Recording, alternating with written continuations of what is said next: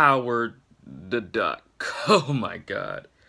The Marvel Comics character comes to life. Oh my god. This was the first theatrically released multi-million-dollar Marvel film ever to be released.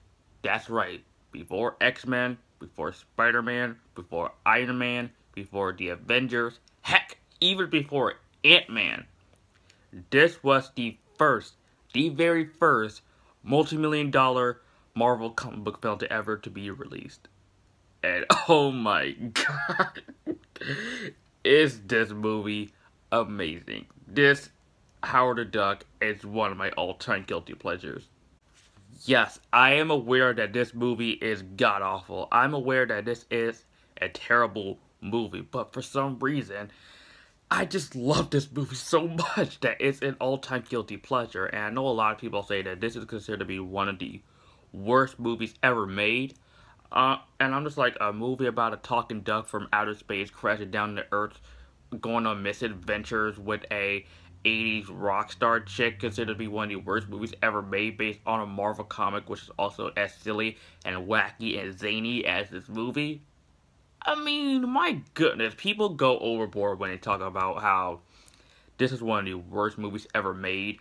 If it was Fantastic, where it take characters that can stretch, a rock monster, a guy that could turn it into fire, and a girl that can turn invisible, into a dark and gritty reboot based on a silly and wacky comic book series, then I can understand that. But for this, that captured the spirit of the comic book, which is also silly and wacky. Come on, some people just take films like this way too seriously. This is the type of movie that you don't have to take it. Don't take this too seriously. I mean, the movie's called Howard the Duck for a reason. I mean, look at the freaking, like, cover, people. My goodness. Anyway, let's get into this movie. So basically, Howard is just his regular, ordinary, humanoid, duck-like alien thing who lives in Duck World, that he's been sent from the Duck World, which is the planet is shaped like an egg. I'm like, oh my goodness. And all the people there are just like regular people doing their regular things. And they're this duck with duck boobs. Duck boobs. Yeah, this, seeing that is showing you what you're gonna get into with this film. I mean, it is amazing. I just love how this movie gets straight to the point in the first 5 minutes, where he just crashed down to Earth and in 1986, and he's sort of like this fish out of water, because people think that, is he an alien? Is he a little guy in a duck suit? They don't know what he is, and the bizarreness of this movie is what I really love very much. Howard the Duck, this movie is of course produced by George Lucas. Yeah, the guy that made these movies and one of these movies, the same guy that created this universe, this amazing franchise that we have, produced this movie. Yes, that same George Lucas, the greedy, money-hungry guy, made Howard the Duck.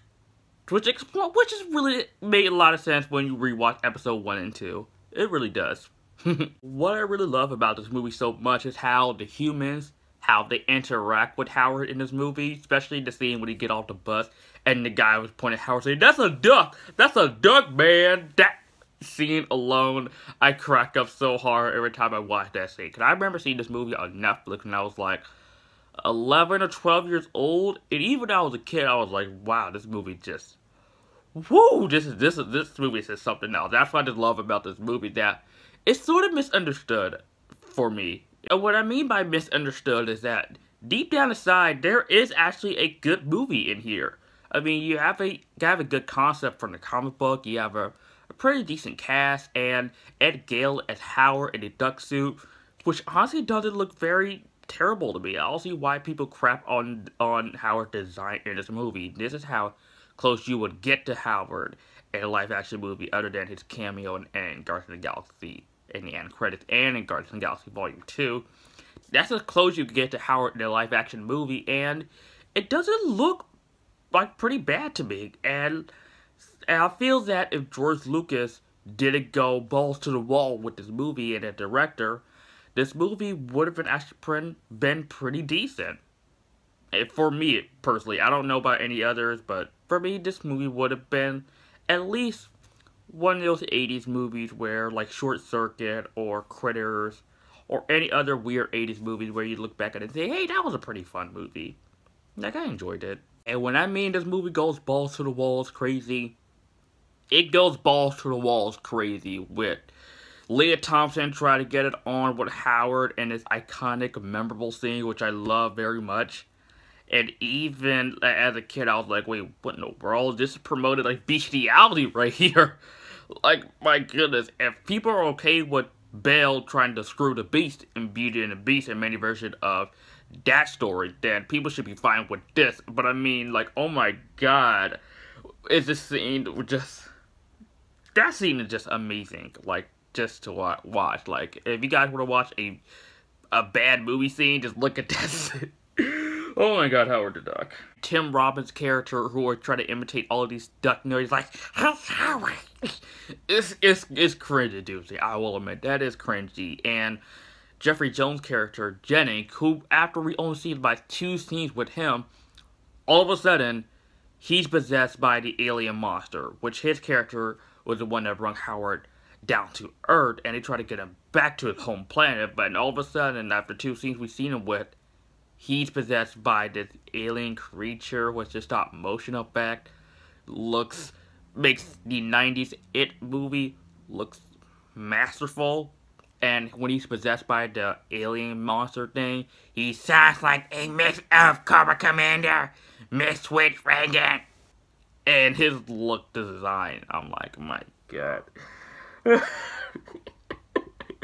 was just cracking my butt off in this movie. I was cracking up while watching this movie so much. It was like, this movie's like pure gold in my opinion. Like, you cannot go wrong with Howard the Duck. Like, guys, give this movie another chance. Don't take it seriously. Watch Howard the Duck and you'll have a blast while watching this movie. I'm not saying you will, but if you have the same mindset as I did while watching this movie, you will love it. Or maybe not, you'll probably hate it like many others do. And of course, Howard is the master of quack fu, which that always gets me excited, I guess. And the scene where Howard gets into a fight with these couple of guys at a bar, and he puts the knife in the guy's earring, which always fascinates me for some weird reason. This movie is weird, guys. This is a weird movie. What more can I say about this movie? Oh, Howard gets his own theme song at the end. And his own guitar solo. Which is a great way to end this movie.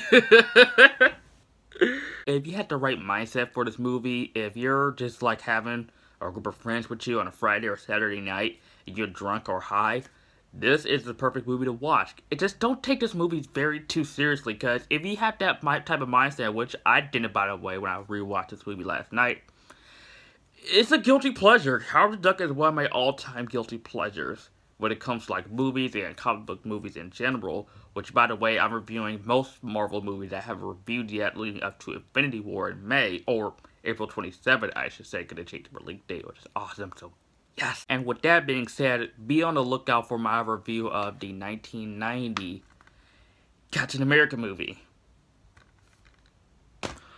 Boy, this is going to be a fun one.